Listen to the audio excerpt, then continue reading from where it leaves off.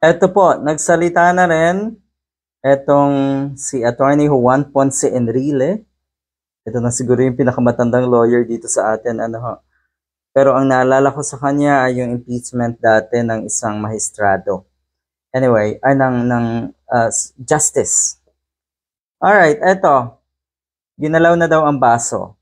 Dahil ang sabi na daw isa sa mga advisors nga ni PBBM, hindi daw importante yung 1 million na yan.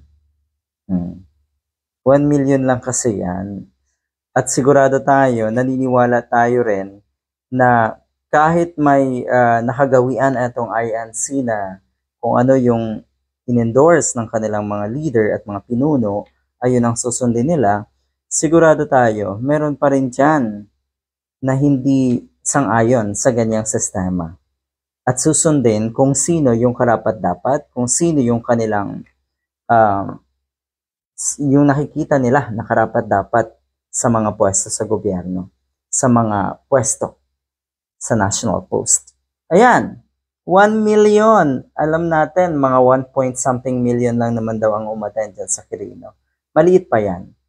Ang importante daw kasi ay batas at ang rule of law. Tama naman, rallies can only influence politicians.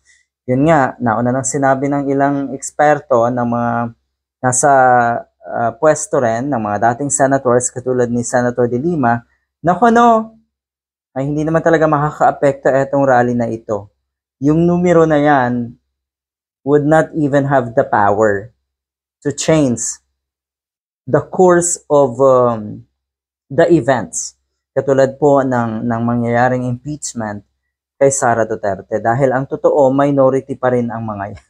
Sinusuportahan pa rin nila ang minority. So talagang tama yan. Only a revolution can change the law and stop the Constitution. Sabi niya. And anyway, sabi ko naman, di ba noisy minority lang yon? Rally for peace and most participants were napilitan lang.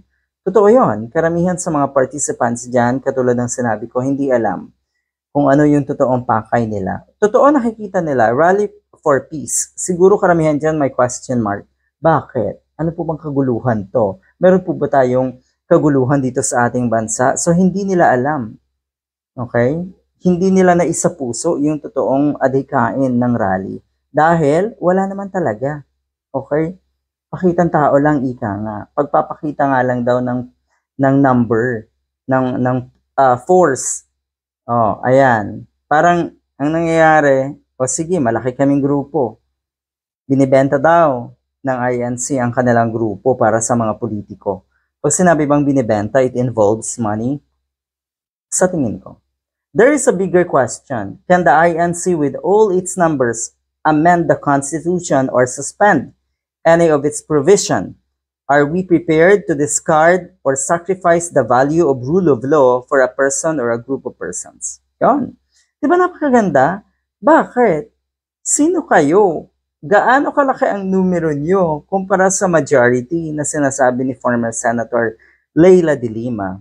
You are a minority. You are supporting a minority.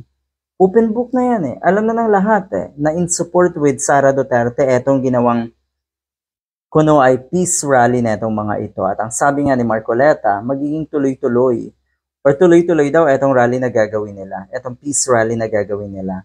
Sa madalit salita, tuloy-tuloy din daw siguro, sabi ng mga netizens, ang panggagago at panggugulo ng pamilyang Duterte. Kaya humihiling ng peace etong mga taga-INC. Oh, di ba? Sakto.